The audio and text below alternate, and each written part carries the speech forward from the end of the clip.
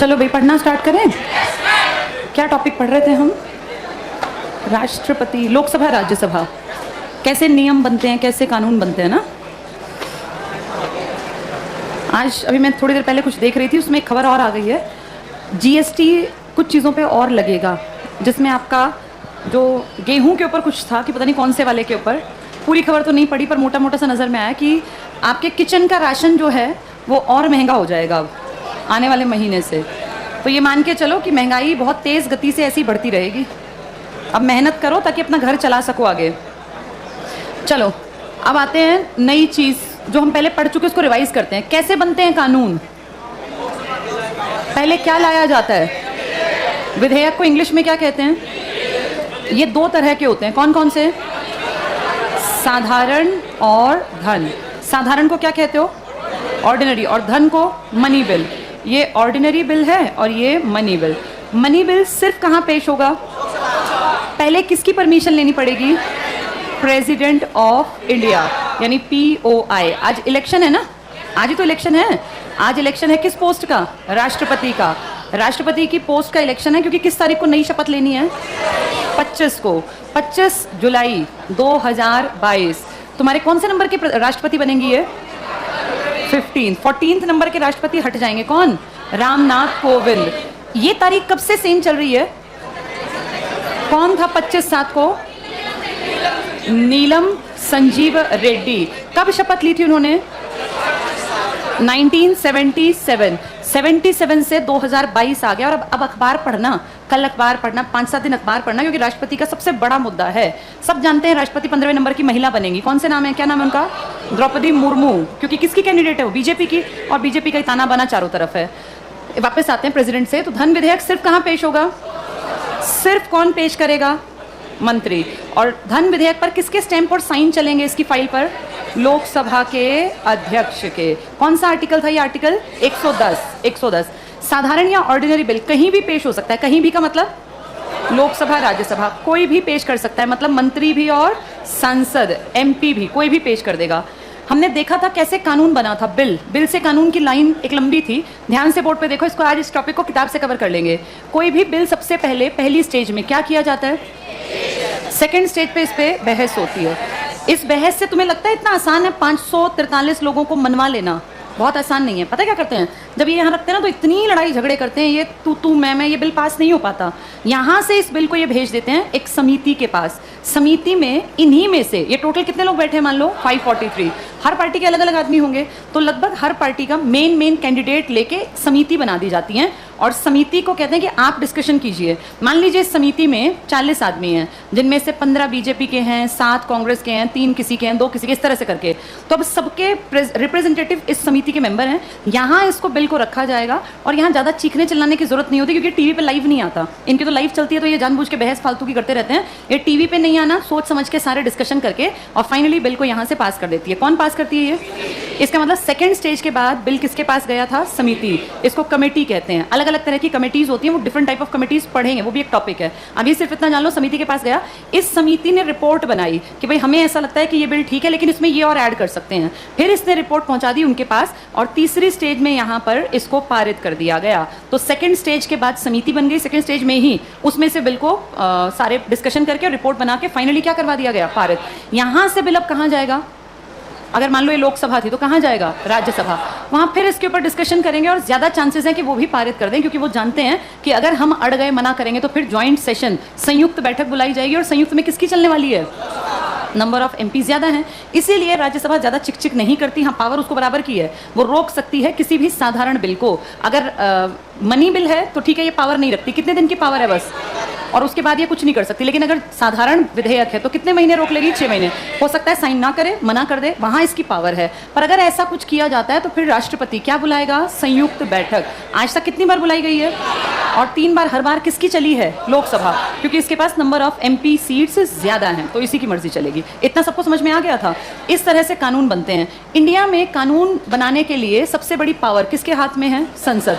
यही करती है सारा काम। आप और मैं कानून नहीं बना सकते। तो कानून निर्माण निर्माण की प्रक्रिया कहाँ पर रखी जाती है, कहाँ पूरी की जाती है? संसद। और कानून निर्माण करना तब पॉसिबल है जब देश में लोकसभा राज्यसभा की बैठक चल रही हो, जिसे हम क्या कहते हैं? लोकसभा राज्यसभा के सेशन। BMW याद होगा तुम्हें, BMW, B मतलब, M मतलब और W मतलब विंटर। इस सेशन में साथ बैठते हैं फरवरी से मई, बजट लंबा काम है। फिर ये मॉनसून वाला जुलाई अगस्त, और ये वाला नवंबर दिसंबर, सबसे छोटा सबसे लंबा सत्र। इन्हीं में बिल लाए जाते हैं, इन्हीं में डिस्कशन होता है। पर मान लीजिए सितंबर में अचानक से देश पे कोई दिक्कत आ गई और अभी के अभी कानून बनाना है, तो फिर क्या करें? अब 1-2 दिन में कानून नहीं बना तो दिक्कत हो जाएगी। इस कंडीशन में आपके कॉन्स्टिट्यूशन ने कहा इनके भरोसे मत बैठो, अगर इंस्टेंट अचानक से जरूरत पड़ जाए बनाने की कानून तो क्या करो? उस कंडीशन में प्रेसिडेंट ऑफ इंडिया को आर्टिकल 123 के तहत एक पावर दी गई है, जिसको नाम दिया गया हिंदी में अध्यादेश, इंग्लिश में इसी को कहा गया ऑर्डिनेंस, पावर ऑफ ऑर्डिनेंस, अध्यादेश की शक्ति। इसके तहत कह दिया कि जब भी कभी अचानक से कानून बनाना पड़ेगा ना, तो 99.9% वो कानून बनाने के पीछे सरकार की मंशा है, तभी वो चाहती है कानून बने। और सरकार से मेरा मतलब यहाँ कौन है? मंत्रिमंडल, जिसका मुखिया कौन है? प्रधानमंत्री को लगता है ये कानून, थोड़ी गूंज है क्लास में ना, ये कानून जैसे कल परसों या इस हफ्ते बना देना है, नहीं तो गड़बड़ हो जाएगी। इस कंडीशन में पीएम कहेगा राष्ट्रपति को कि सर ये कानून बहुत अर्जेंट है और हम अक्टूबर नवंबर का वेट नहीं कर पाएंगे, आप तुरंत से इसको बनवा दीजिए। तो राष्ट्रपति कहेगा कि ठीक है, जब तक सेशन नहीं बैठेगा तब तक तो कानून बनाना जरूरी है। तो राष्ट्रपति कौन से आर्टिकल का इस्तेमाल कर सकता है? 123 का, जिसके तहत उसको कॉन्स्टिट्यूशन ने पावर दी कि वो कानून बना सके। लेकिन ये कानून तुम्हें और मुझे नहीं पता चलता कि कानून नहीं है, इसका नाम कानून ना होके क्या कहलाता है? ये अध्यादेश, या इसी को क्या कहते हैं? ऑर्डिनेंस।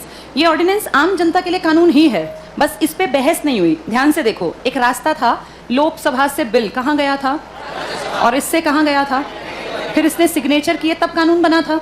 इन तीनों के बाद ही ये क्या कहलाया था? कानून, या ये लॉ बन गया। अब उल्टा हो रहा है, प्रेसिडेंट ऑफ इंडिया ने सीधे क्या बना दिया? लॉ। किस किस से पास नहीं कराया? लोकसभा और राज्यसभा।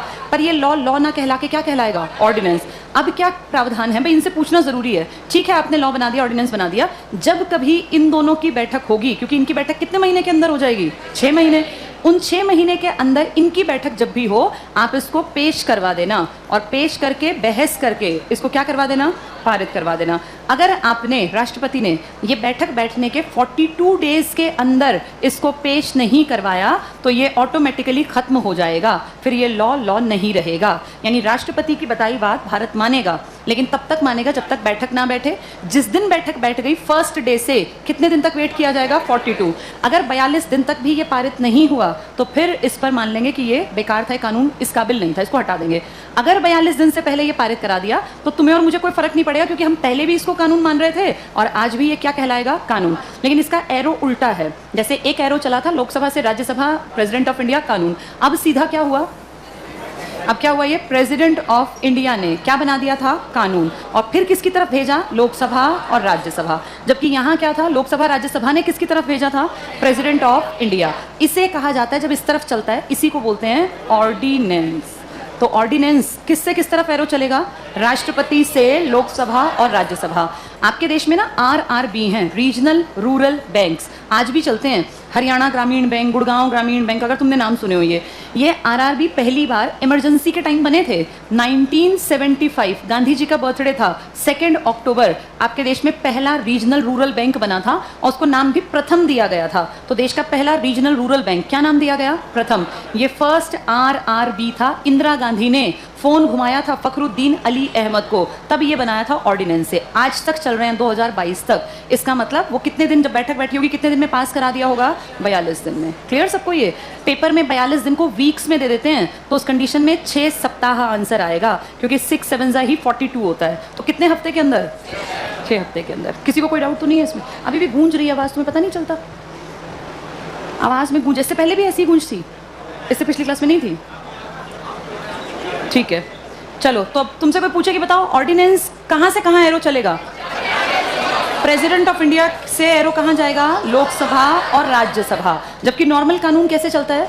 लोकसभा राज्यसभा से प्रेसिडेंट। तो इसका मतलब इसमें मनी बिल नहीं होता होगा, ऑर्डिनरी बिल नहीं होता होगा, ये तो जो जरूरत होगी वो बिल बन जाएगा। सबसे बढ़िया क्या एग्जाम्पल याद रखोगे जो तुम्हारे आसपास आज भी चल रहे हैं? कौन से बैंक्स हैं ये? Regional rural bank. पहले का नाम क्या रखा गया था? प्रथम। कब बना था?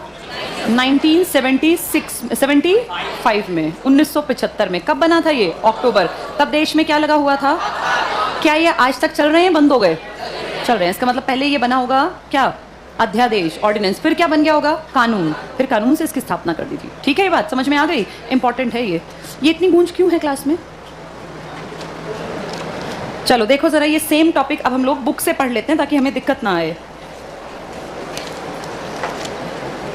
पेज नंबर 88 पर आओ। ये 86 87 बाद में कराऊंगी, पहले 88 पर आओ। 88 पेज नंबर।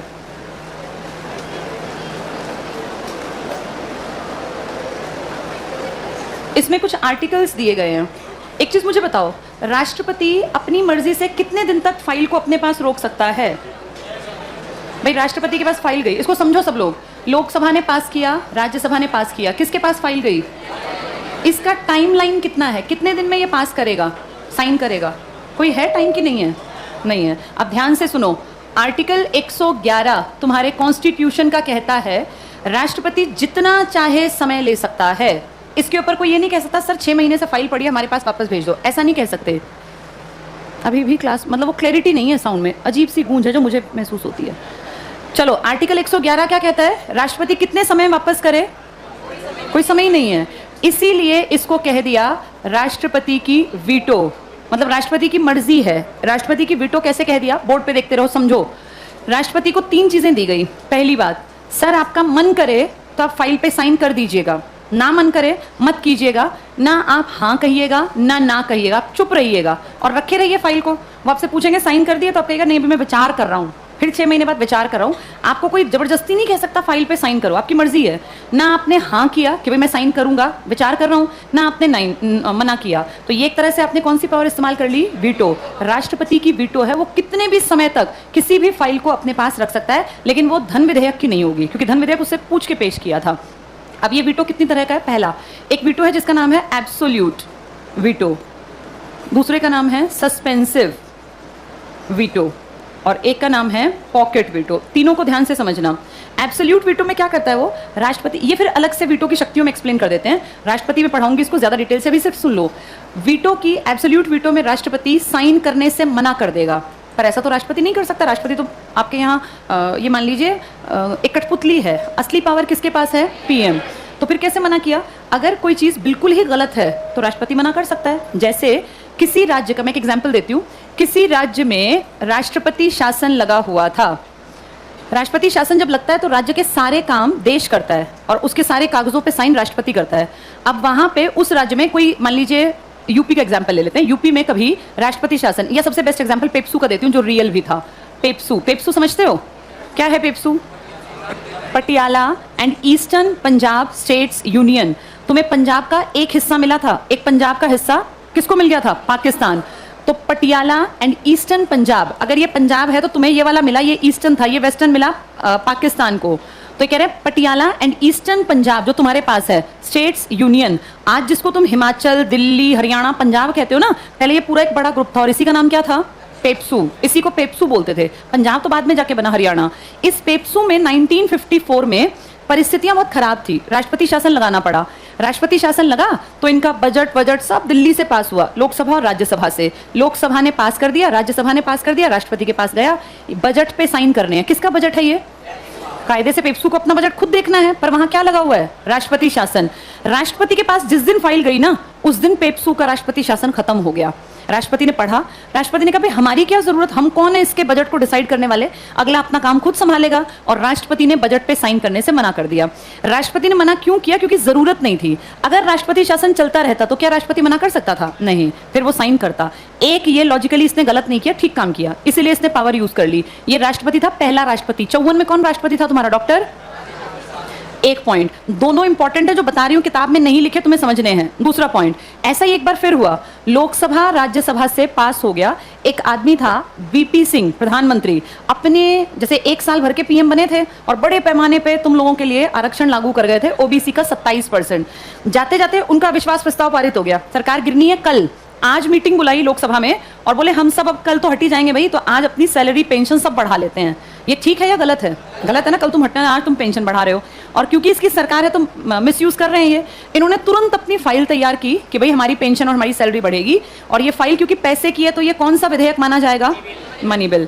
इस पे अपने सारे लोगों से तुरंत तुरंत साइन कराए, और राज्यसभा तो फिर कुछ पावर रखती नहीं मनी बिल पे, और सीधे किसके पास चली गई फाइल? राष्ट्रपति। राष्ट्रपति ने देखा कि भैया ये सरकार, जिस दिन इसने ये मनी बिल पेश किया अगले दिन तो ये हटनी थी, और वैसे भी मनी बिल पहले किससे पहले पूछ के पेश करना पड़ता है? राष्ट्रपति। उसने कहा मुझसे तो पूछा ही नहीं, ये कब आया ये बिल, मुझे पता ही नहीं, और उसने कहा मैं इस पे साइन नहीं करूंगा। और इस तरह से आज तक 2 तुम्हारे राष्ट्रपति हुए जिन्होंने अपनी पावर का यूज किया। पहला राष्ट्रपति 1954 में पेप्सू के बजट पे साइन करने से मना करता है, और दूसरा राष्ट्रपति किस पे साइन करने से मना करता है? Money bill. क्योंकि उसको बिना दिखाए पेश करके पास करके भागते भागते होता ना भाई, जो मिल जाए वही खींच लो देश से, वो काम कर रहे थे। तो ये 2 बार कौन सी पावर यूज की गई है? Absolute veto. सीधे मना कर दिया, और आज तक किसी ने कुछ इस बात पे क्वेश्चन भी नहीं उठाया। अगला नाम क्या लिखा है? कभी कभी किसी राष्ट्रपति को लगता है कि मेरी सरकार जो है ठीक काम नहीं कर रही। एक एग्जांपल देती हूँ, doctor APJ Abdul Kalam, great आदमी थे, कभी देश का पैसा गलत तरीके से नहीं खाया होगा क्योंकि जरूरत नहीं पड़ी होगी, इतना बड़ा नाम था, इतना बड़ा काम था।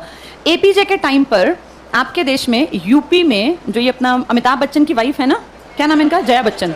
जया बच्चन ये एमपी थी, और जया बच्चन उसी टाइम पर एक तरफ तो एमपी हैं, एक तरफ यूपी की टीवी और इसकी मीडिया की कुछ हेड बना दी गई, जो कि एक ऐसी पोस्ट थी जिसपे सैलरी मिलती थी यूपी सरकार से, और इसके अलावा इनको बहुत सारे एक्स्ट्रा जैसे रहने के लिए घर दिया गया था, नौकर चाकर, गाड़ी, बिजली का बिल, और इस तरह की बहुत सारी सुविधाएं जो बड़ी पोस्ट पर सबको मिलती हैं। तो ये उस टाइम एमपी भी हैं और यूपी के सरकार से वो सारे फायदे भी उठा रही हैं। हमने पढ़ा था कि अगर कोई एमपी बनता है तो वो किस पद पे नहीं होना चाहिए? लाभ का पद नहीं होना चाहिए था ना, ये तो लाभ का पद है।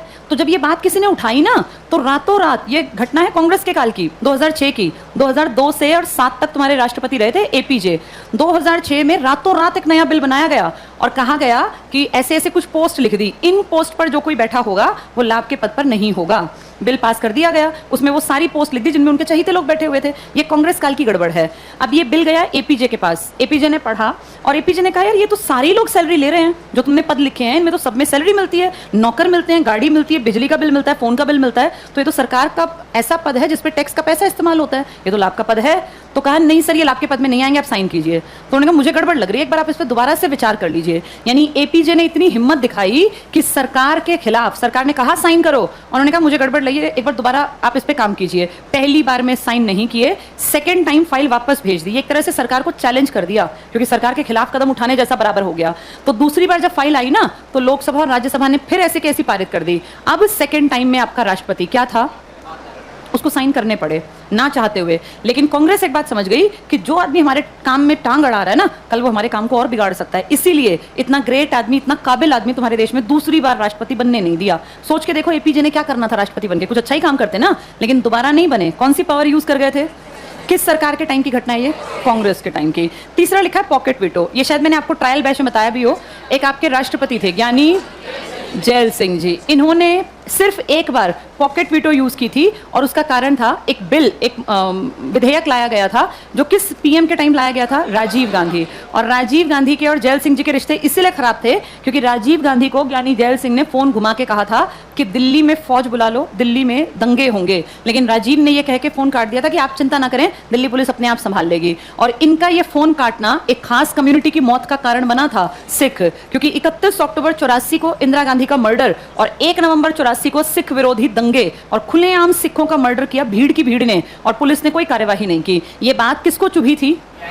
वो खुद भी किस कम्युनिटी के थे और राष्ट्रपति थे और दिल्ली में बैठे हुए थे, उनके सामने सिखों का मर्डर हुआ, लेकिन वो कुछ कर नहीं पाए। राजीव गांधी ने एक कागज तैयार करवाया, एक बिल तैयार करवाया और कहा कि किसी भी डाकिये को अगर किसी भी आदमी के ऊपर शक हो, उसकी कोई चिट्ठी पत्री आती हो और उसे लगे कि ये गड़बड़ कर सकता है, तो वो खोल के उसके पत्र को, चिट्ठी को पढ़ ले। ये ठीक है या गलत है? डाकिये को क्या पता हम पे शक हो जाए, वो हमारे घर की बात डाकिया क्यों जाने? ये कहीं ना कहीं निजता का हनन था। राजीव गांधी कह रहे थे ऐसा इसलिए जरूरी है क्योंकि पंजाब में लगातार आतंकवाद बढ़ रहा है और घर घर में घुस गए आतंकवादी, तो क्या करेंगे? इस बात पे ज्ञानी जैल सिंह जी ने कहा बिल्कुल भी साइन नहीं, लेकिन ये मना नहीं किया क्योंकि मना करने का कोई ठोस कारण नहीं था। तो ना इन्होंने हाँ की, ना इन्होंने ना की, चुपचाप उस पर्ची को उठा के अपनी पॉकेट पॉकेट में रख लिया जिसपे वो लिखा था, ऐसी कहावत है। तो कहते हैं इन्होंने कौन सी पावर इस्तेमाल कर ली? Pocket veto. 3 वीटो है राष्ट्रपति के पास आर्टिकल 111 में। एक मना करने की, मना किसी कारण से करेगा। 2 बार मना किया गया। एक बार पेप्सू में बजट पे साइन करना, क्योंकि पेप्सू की सरकार बन गई तो हम क्यों साइन करें, राष्ट्रपति ने कहा। दूसरा, उससे बिना पूछे क्या पेश कर दिया था? Money bill. तो भाई मैं क्यों साइन करूं? दोनों जगह ठीक थे। सस्पेंसिव का इस्तेमाल किस पढ़े लिखे आदमी ने किया? हाँ, लेकिन इसका नुकसान क्या हुआ एपीजे को? दोबारा नहीं आ पाए। पॉकेट का इस्तेमाल किसने किया? किस पीएम ने की थी कोशिश पॉकेट वीटो को ना इस्तेमाल करें? राजीव गांधी। क्लियर सबको? ये आर्टिकल कौन से में लिखी है बातें? हाँ, ऐसे वीटो पावर स्पेशली नहीं समझाई गई, ये तो हमने अपने आप एज्यूम कर ली। आर्टिकल 111 में लिखा है राष्ट्रपति जितना चाहे समय ले सकता है, तो उस समय में वो 6 महीने, 1 महीना, 1 साल कितना भी ले लेगा। तो ये आर्टिकल 111 जो आप पढ़ रहे थे, देखो आप पढ़ के देखो। राष्ट्रपति का पॉकेट वीटो पावर, यहां लिखो लिखित नहीं है।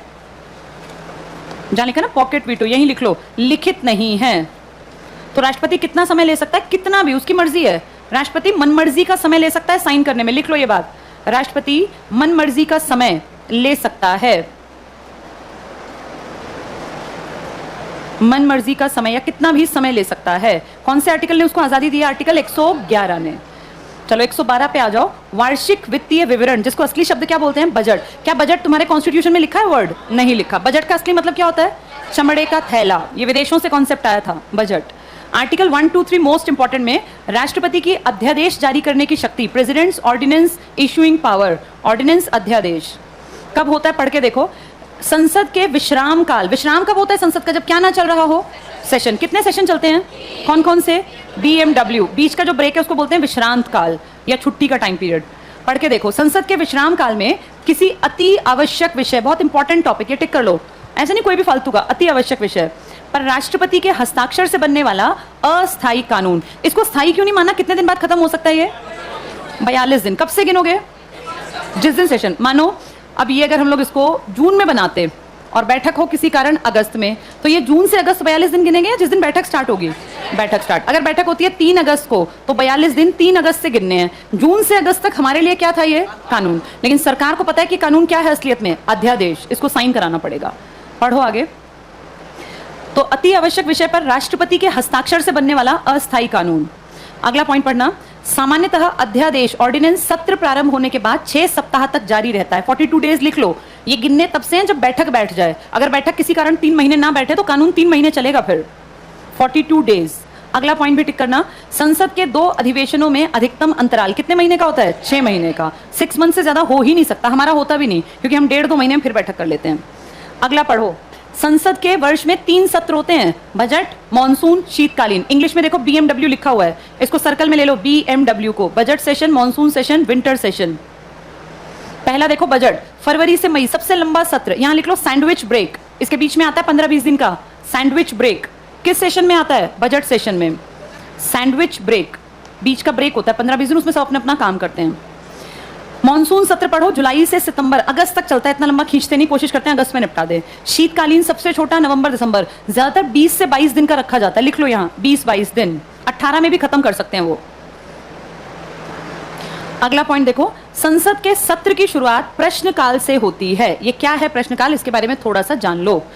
मान लीजिए बैठक स्टार्ट हो गई कल से, लोकसभा की, राज्यसभा की, तो सबसे पहले क्या होगा? ध्यान से समझना। पहले जो सबसे पहले इनके काम शुरू होता है ना, वो 11 बजे शुरू होता है, सुबह के 11 बजे, 11 AM इनका काम स्टार्ट हुआ।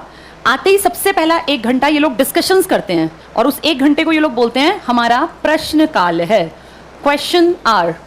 ये नाम इसका क्यों पड़ा? क्योंकि इसमें जो सरकार के आदमी है ना, मंत्री, उनसे कोई भी क्या कर सकता है? प्रश्न, कोई भी क्वेश्चन कर सकता है। ये क्वेश्चन 3 तरह के होंगे, शायद एक दिन मैंने हल्का सा बताया भी था। एक प्रश्न होते हैं जिन्हें कहते हैं तारांकित प्रश्न, स्टार्ड क्वेश्चन। एक होते हैं अतारांकित, और एक होते हैं अल्प सूचना, शॉर्ट, जो नोटिस पे लिए जाएं, अल्प सूचना प्रश्न। अब सुन लो, फिर अगला टॉपिक ये समझ में आ जाएगा। तारांकित मतलब जिसके आगे क्या बना हुआ हो? एक तारा। तारांकित के क्वेश्चन के आंसर एक तो मौखिक चाहिए, जैसे मान लो हम ये मानते हैं ये क्लास इस तरफ के विपक्षी हैं और इस तरफ के सरकार के बैठे सत्ताधारी लोग। 11 बजे सब यहाँ पहुंचे, 11 बजे मान लो मैं अध्यक्ष हूँ, ये विपक्षी और तुम सत्ताधारी हो। अब इसमें इन्होंने पहले ही, विपक्षियों ने मुझे 15 दिन पहले कागज पे लिख के अपना नाम, अपने जिले या राज्य का नाम जहां से वो है, और अपना क्वेश्चन मुझे दिया था। मैंने वो आपको पकड़ा दिया जिस मंत्री का, मान लो कपड़ा मंत्री से क्वेश्चन है, रेल मंत्री से क्वेश्चन है, या किसी पेट्रोलियम मिनिस्टर से क्वेश्चन है, वो क्वेश्चन दे दिया, 15 दिन पहले उसने तैयार किया। उसके क्वेश्चन के आगे अगर क्या बना हुआ है, इसका मतलब उसको खड़े होकर आंसर करना है। बैठ के काम नहीं, खड़े होकर प्रश्न का उत्तर देगा, सब सुनेंगे। 15 दिन पहले क्वेश्चन पता था तो वो याद करके आया होगा तैयार करके। कुछ क्वेश्चंस के आगे तारा नहीं बना, जिसे क्या कहते हैं, अतारांकित, अनस्टार्ड क्वेश्चन। इस तरह के क्वेश्चन जो होते हैं ना अनस्टार्ड, इसमें कुछ बोलना नहीं है, इसमें सारी चीजें लिखित जाएंगी। ज्यादातर आंकड़े होते हैं ये कैसे बताया जाता है, मौखिक। ये जबानी बताया जाएगा, लिखित। जो जबानी बताया जाता है ना, उस पे मंत्री घिर जाता है। कैसे, मान लीजिए मंत्री से कुछ क्वेश्चन पूछा पेट्रोलियम के ऊपर, वो रटाया 2-4 चीजें, लेकिन एक ऑप्शन ये है, जिस क्वेश्चन से सेटिस्फाइड ना हो तो हम इसके लिए पूरक प्रश्न पूछ सकते हैं, सप्लीमेंट्री क्वेश्चंस। भाई एक्स्ट्रा मुझे जानना है, मान लीजिए पीएम या कोई मंत्री कहता है पेट्रोलियम कि जी पेट्रोल की दाम जो है हमने घटा दिए हैं, अब कितना चल रहा है आजकल, 96, 96। मान लीजिए कोई पॉइंट हो कहे देखो 103 से 103 पहुंचा था ना एक बार, शायद हम घटा के इतना ले आए, 107 जितना पहुंचा था। अब मान लो ये इतना कहे वो, तो फिर कोई उनसे पूछ सकता है अल्प इसमें, पूरक में, कि सर ये भी बताइए कि पिछले 6 महीने के अंदर अंदर कितनी बार पेट्रोलियम का दाम बढ़ा है। घटने का तो आपने बता दिया, बढ़ने का भी जरा आंकड़ा बता दीजिए। तो इस क्वेश्चन में मंत्री घिर जाते हैं, क्योंकि जो वो तैयारी करके आए हैं उससे जुड़े कौन से प्रश्न कोई भी पूछ सकता है उसी टाइम पर, और आंसर करना पड़ेगा। तो ये प्रश्न थोड़े टफ मानते हैं मंत्री, क्योंकि इसमें क्वेश्चन कोई एक्स्ट्रा पूछ लेगा। इन क्वेश्चन से किसी को डर नहीं लगता, इनके आंसर कैसे देने हैं, लिखित। दूसरी बात, इनके ऊपर कोई एक्स्ट्रा प्रश्न नहीं पूछेगा, जो पूछा था ये कागज पकड़ा दिया, मिल गया, मत बोलना। यहाँ क्वेश्चन पूछ सकते हैं पूरक, तो इसलिए मंत्री सीधे रहते हैं। कौन से काल में, कौन से प्रश्नों में, तारांकित में। अल्प सूचना के प्रश्न कितने दिन पहले बताने पड़ते हैं, 10 दिन। मंत्री को 10 दिन पहले कागज दे दो, जी हमें ये पूछना है और ये बड़ा इंपॉर्टेंट टॉपिक है देश की जनता के लिए, तो ऐसे प्रश्नों को हम कहते हैं अल्प सूचना के, जो शॉर्ट नोटिस पे दिए जाएं। शॉर्ट नोटिस कितने दिन का है, और ये कितने दिन के हैं, 15 दिन। तुम सब जानते हो मंत्रियों को कोई भी मेहनत नहीं करनी, कागज मिलते ही वो कागज किसको पकड़ा देते हैं, जिस मंत्रालय के मुखिया है उसका कोई ना कोई सचिव भी तो होगा। पेट्रोलियम मंत्री है तो पेट्रोलियम सचिव भी है, किस रैंक का है वो, आईएएस, और वो सीनियर मोस्ट आईएएस है। उसके सिर में दर्द होगा कि क्या क्वेश्चन पूछ सकते हैं। वो एक क्वेश्चन के नीचे 20 क्वेश्चन और बनाएगा, सर इससे ये भी निकल सकता है, ये भी निकल सकता है, ये भी। वो सारे 10 बार पढ़ लेगा, जाके खड़ा होकर हम आंसर कर देगा। अच्छा, जो पूछने वाला है वो अभी कोई बहुत पढ़ा लिखा नहीं है, मान लो वो गलती से किसी की मदद से 4 क्वेश्चन पूछ भी लेगा, तो आईएएस ने जो आंसर लिखे होंगे उनसे बढ़िया क्या आंसर देगा कोई। तो इसलिए इनके फंसने के चांस थोड़े से कम होते हैं, ये ज्यादातर बोल पाते हैं, उनको याद कर लेते हैं, उनको बता देते हैं। इन प्रश्नों की टेंशन ही नहीं है, कैसे देने हैं ये, इनके ऊपर कोई पूरक नहीं पूछ सकता, और अल्प सूचना भी तैयार किए जा सकते हैं। तो 3 तरह के प्रश्न हैं ये, जल्दी से पढ़ो इसको। पहला पॉइंट देखो, संसद के सत्र की शुरुआत प्रश्न काल से होती है, क्वेश्चन आवर, इंग्लिश में क्वेश्चन आवर। 3 तरह के क्वेश्चंस पहला टिक करो, तारांकित प्रश्न, स्टार्ड क्वेश्चन, इनका जवाब मौखिक रूप से, ओरली, यहां लिख लो मैक्सिमम 20 क्वेश्चंस, 20 से ज्यादा क्वेश्चन नहीं करने, क्योंकि 1 ही घंटा मिलेगा, मैक्सिमम 20 क्वेश्चन। अनस्टार्ड पे आ जाओ, अतारांकित, जवाब लिखित रूप में। फिर अल्प सूचना पे आ जाओ, दोनों में से किसी भी रूप में जवाब दे सकते हैं, लिखित भी और मौखिक भी। कितने दिन का टाइम होता है अल्प सूचना में, 10 दिन, लिख लो यहाँ 10 डेज, और उनमें कितने कितने दिन का, 15-15 दिन का। ये सेम बात अगले पेज पे आओ, 89 पेज पे, बिल्कुल सेम बातें थोड़ी सी इलैबोरेट कर दी गई हैं। 89 पेज पर देखो, पेज के बीच में लिखा हुआ है तारांकित प्रश्न, स्टार्ड क्वेश्चन, मिला। अब इसको तुरंत से पढ़ेंगे। जब प्रश्न पूछने वाला सदस्य सदन में तुरंत उत्तर चाहे, टिक कर लो, तुरंत, ये तुरंत भी कितने दिन का है, तुरंत भी 15 दिन का है। तुरंत उत्तर चाहता है तो वो प्रश्न के शीर्ष पर तारा लगा देता है, टिक कर लो, ये तारा। विपक्षी पूछते हैं क्वेश्चंस, इसे तारांकित प्रश्न कहा जाता है, स्टार्ड क्वेश्चन। तारांकित प्रश्न का उत्तर तुरंत मौखिक रूप से दिया जाता है। इसके संबंध में पूरक प्रश्न भी पूछा जा सकता है, सप्लीमेंट्री क्वेश्चंस। कोई प्रश्न तारांकित माना जाए या अतारांकित, इसका निर्णय स्थिति अध्यक्ष सभापति द्वारा किया जाता है। कितने क्वेश्चन पूछ सकते हैं तारांकित में, 20, दोबारा लिख लो, मैक्सिमम 20 क्वेश्चन। सप्लीमेंट्री कुछ भी पूछ सकते हैं, एक्स्ट्रा क्वेश्चन उससे ही जुड़ा, अलग से नहीं पूछ सकते। अतारांकित पे आ जाओ, अनस्टार्ड क्वेश्चन पे। पहले तो अनस्टार्ड कितने हो सकते हैं, 230 पूछ सकते हैं, लिख लो यहाँ, मैक्सिमम 230 क्वेश्चन, क्योंकि इसके कागज ही तो भरेंगे, इसमें कौन सा खड़े होकर बोलना है उसे। मैक्सिमम 230 क्वेश्चंस, वो 20 और ये 230। पढ़ो आगे। जब प्रश्नकर्ता अपने प्रश्न का उत्तर तत्काल नहीं चाहता, उसे एकदम से आंसर नहीं चाहिए, जब तब वह प्रश्न के शीर्ष पर स्टार नहीं लगाता, उसे अतारांकित या अनस्टार्ड क्वेश्चन कहते हैं। अतारांकित प्रश्न का उत्तर लिखित रूप में, डबल टिक कर लो, लिखित, इसमें मेन डाटा होता है, लिखित रूप में दिया जाता है। पूरक प्रश्न नहीं पूछा जाता, क्योंकि कागज आ गए, अब मन में कोई क्वेश्चन है तो चुपचाप बैठना पड़ेगा, दोबारा क्वेश्चन मत पूछना। तो ये पूरक प्रश्न नहीं। इसमें संबद्ध मंत्री प्रश्न का लिखित उत्तर सदन के पटल पर रख देता है। कितने दिन पहले इनको सूचना दे दी जाती है? 15 दिन पहले। तो 15 दिन बहुत है तैयार करने में।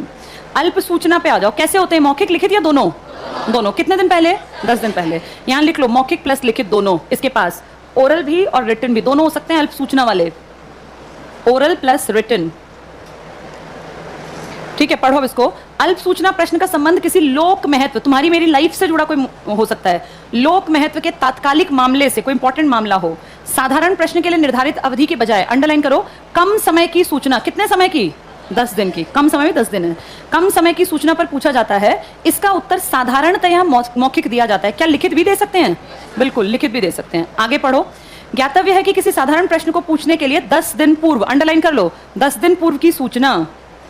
पूरक प्रश्न क्या होते हैं अभी बताया? किस क्वेश्चन के पूरक बनेंगे? स्टार्ड के, जिसके उत्तर कैसे देने हैं? मौखिक। कितने मैक्सिमम हो सकते हैं वो? 20 क्वेश्चन। पढ़ो। जब मंत्री द्वारा किसी प्रश्न का उत्तर दिया जाता है तो उस उत्तर की किसी बात को लेकर जो प्रश्न पूछा जाता है उसे पूरक प्रश्न कहा जाता है। तारांकित प्रश्नों के पूरक प्रश्न पूछे जा सकते हैं। किन क्वेश्चन के पूरक नहीं होते? अनस्टार्ड। अनस्टार्ड का आंसर कैसे चाहिए? लिखित। और स्टार्ड का? मौखिक। कितने दिन पहले क्वेश्चन बता देंगे? अगर बहुत इंपॉर्टेंट टॉपिक है तो कितने दिन पहले? 10 दिन। आंसर कैसे होगा 10 दिन वाले का? लिखित भी होगा और मौखिक भी, वो उसकी मर्जी है। ठीक है, अब वापस आओ पिछले पेज पर। तारांकित और ये तीनों समझ में आ गए ना अब ये? अब नीचे एक टेबल दिया है छोटा सा, तुम्हें अच्छी तरह समझ में आएगा पढ़ने पर। देखो क्या है वो, difference between ordinary bill and money bill, धन विधेयक और साधारण विधेयक में अंतर तुम अच्छी तरह जानते हो। पहला पॉइंट पढ़ो, सामान्य विधेयक संसद के किसी भी सदन, इसको अंडरलाइन करो, किसी भी सदन यानी लोकसभा और राज्यसभा। अगला पढ़ो दूसरे वाला, धन विधेयक केवल लोकसभा, इसको अंडरलाइन कर लो, केवल लोकसभा। ठीक है, तीसरी लाइन में टिक करना इसी में, राज्यसभा में नहीं, किसी भी कंडीशन में राज्यसभा में नहीं आएगा। ऊपर वाली ही लाइन में देखो नीचे लिखा है पहले ही पॉइंट में, राज्यसभा में नहीं। यहां लिखो आर्टिकल 109, राज्यसभा में नहीं लिखी हुई है बात, अनुच्छेद 109 में। सेकंड पॉइंट पढ़ो, साधारण विधेयक प्रस्तुत करने से पहले राष्ट्रपति की सिफारिश नहीं लेनी पड़ती, अंडरलाइन कर लो, राष्ट्रपति की सिफारिश नहीं। दूसरा पढ़ो, धन विधेयक प्रस्तुत करने से पहले राष्ट्रपति की सिफारिश आवश्यक है। किस सरकार ने बिना सिफारिश के पेश कर दिया था? क्या नाम था उस आदमी का? वीपी सिंह। वीपी सिंह हाय हाय के नारे लगे थे पूरे देश में और हटी थी सरकार 1 साल में, ये वही वीपी सिंह थे।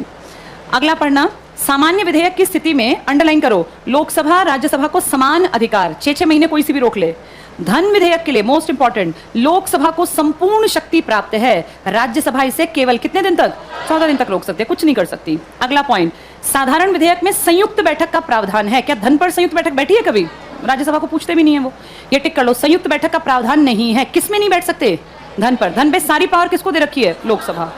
अगला देखो, सामान्य का, राष्ट्रपति पुनर्विचार के लिए लौटा सकता है। एक राष्ट्रपति बताना जिसने पुनर्विचार के लिए लौटा दिया था?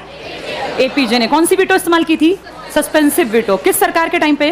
कांग्रेस सरकार। सरकार का नाम नहीं आएगा, बस तुम्हें याद रखना है, ये बता दिया। आगे देखो, राष्ट्रपति धन विधेयक को स्वीकृति देने के लिए बाध्य है, डबल टिक कर लो, बाध्य। क्यों बाध्य क्यों है ये? इससे पहले पूछा था, यहां लिख लो, पहले पूछा गया था। जब पहले हां कर दी तो अब कैसे मना करेगा? ठीक है, ये पॉइंट समझ में आ गए सबको? चलो, बाकी ये शून्यकाल वगैरह कल बता दूंगी।